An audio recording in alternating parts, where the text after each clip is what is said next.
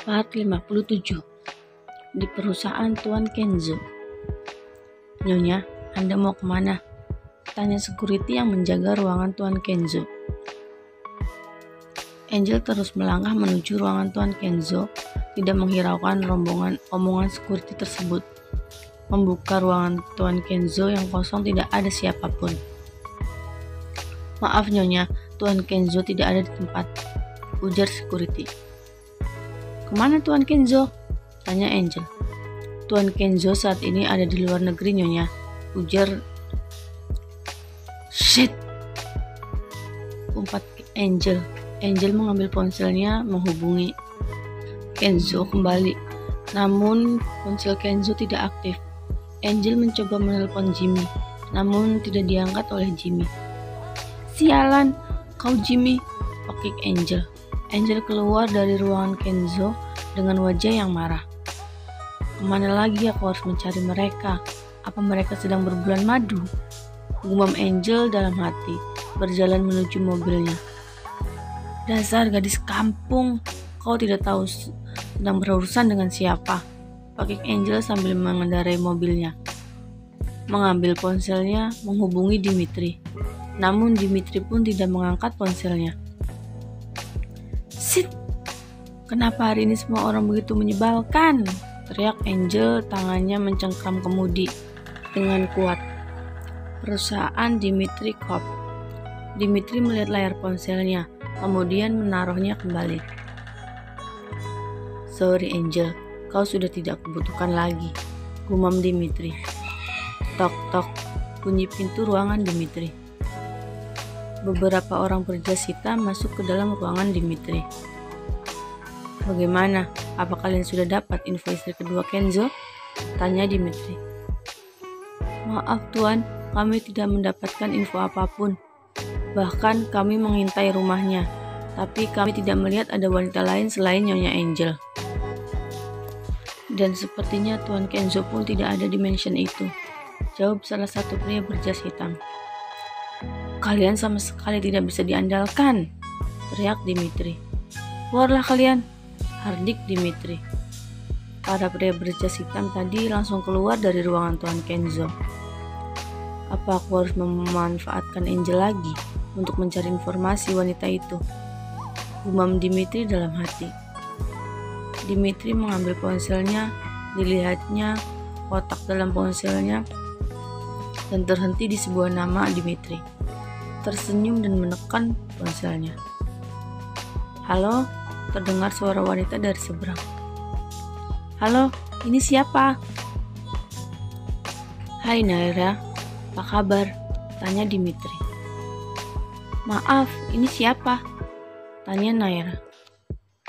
Aku Dimitri, kita pernah bertemu di perusahaan Kenzo, ujar Dimitri.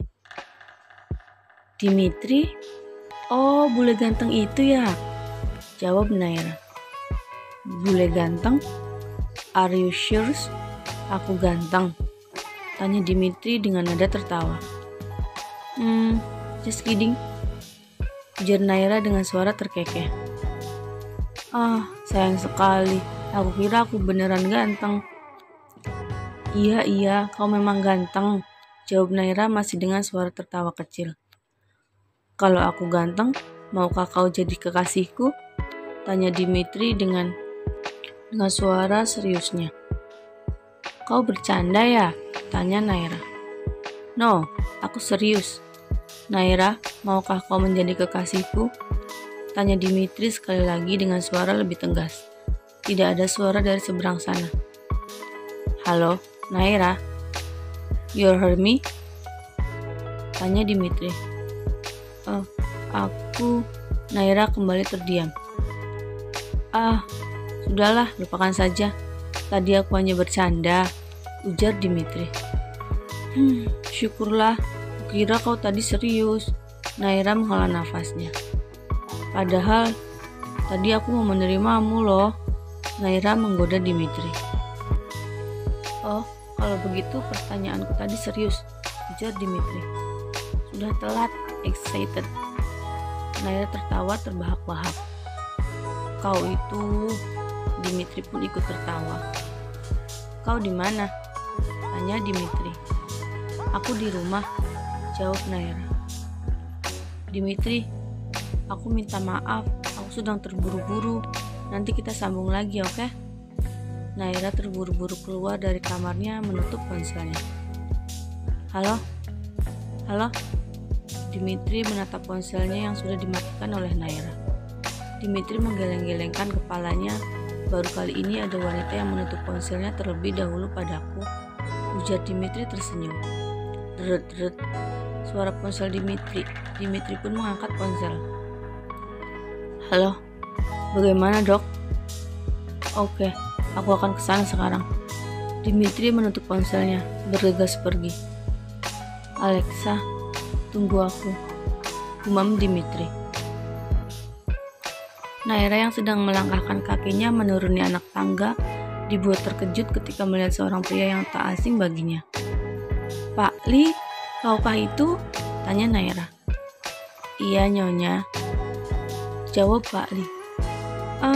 Syukurlah, setidaknya ada orang yang aku kenal di rumah sebesar ini, ucap Naira dengan tersenyum. Nyonya, apa Anda membutuhkan sesuatu? Tanya Pak Li. Tidak Pak Li, terima kasih. Aku akan pergi keluar sebentar, jawab Naira. Baiklah Nyonya, hati-hati di jalan, ujar Pak Li. Naira tersenyum pada Pak Li, lalu berjalan keluar rumah. Supir di luar sudah langsung menyambut Naira dengan membukakan pintu mobil. Naira pun langsung masuk ke dalam mobil. Pak, ke Mall C ya, ucap Naira. Baik Nyonya. Naira hanya terdiam di dalam mobil sambil melihat ke arah jalan dengan seksama karena Naira harus mengingat jalan di mana ia kini tinggal. Naira menengok ke kanan dan ke kiri, lalu ke belakang mobil dan melihat ada mobil hitam yang berjalan di belakangnya. Sepertinya itu mobil para bodyguard yang ada di rumah, gumam Naira dalam hati menghela nafasnya. Untuk kali ini dirinya tidak boleh gegabah dalam bertindak. Naira mengeluarkan ponselnya lalu mengetik sebuah pesan pada Novi untuk menyerahkan pil KB itu di dalam toilet saja saat nanti dia bertemu. Di Mall C. Naira memasuki sebuah kafe yang berada di Mall C dan mencari keberadaan Novi. Nai! Teriak Novi melambaikan tangannya pada Naira. Naira tersenyum ke arah Novi dan memeluk sahabatnya itu, lalu duduk di depannya. Gue kangen banget sama lo, ujar Naira. Ujar Novi. Gue juga kangen Nov sama tepakan tangan lo, ujar Naira sambil tertawa. Plak, Novi memukul lengan Naira. Dah, sakit tau Nov, Oke Naira mengusap lengannya. Abis lo bilang kangen tepakan gue, seru Novi dengan tertawa. Tapi tawa itu terhenti saat ada pria berjas hitam langsung mencengkram tangan Novi. Nyonya, Anda baik-baik saja? Tanya salah satu pria berjas hitam kepada Naira. Aduh, lepasin, teriak Novi. Tolong lepasin pak, dia temanku, pinta Naira. Tapi Nyonya, dia memukul Anda. Nai, siapa sih mereka? Tanya Novi. Naira hanya menghela nafasnya dengan panjang, lalu mengambil ponselnya menghubungi Tuan Kenzo. Namun ponsel Tuan Kenzo tidak aktif. Naira kemudian menghubungi Jimmy. Halo Nyonya, ada yang bisa saya bantu? Tanya Jimmy. Jimmy, tolong bilang pada para bodyguard itu agar melepaskan temanku, pinta Naira. Dan bilang pada mereka untuk jauh-jauh dariku, atau aku akan melaporkan ini pada Tuan Kenzo. Ancam Naira langsung menutup ponselnya. Halo Nyonya. Jimmy terheran-heran. Ponselnya ditutup. Dengan segera Jimmy menghubungi para bodyguardnya. Dan seketika itu juga para pria berjas itu melepaskan Novi dan beranjak pergi menjauh dari Nyonya Naira. Namun tetap mengawasinya dari kejauhan. Gila ya Nay, lo pergi dikawal sama bodyguard. Novi berdecak kagum memandang Naira. Iya, tapi bodyguardnya on sama kayak tuannya si beruang kutub, ujar Naira dengan entengnya membuat Novi tertawa.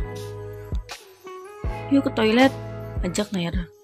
Di dalam toilet Novi memberikan pil KB itu pada Naira. Lu seriusan mau pakai pil ini? Tanya Novi.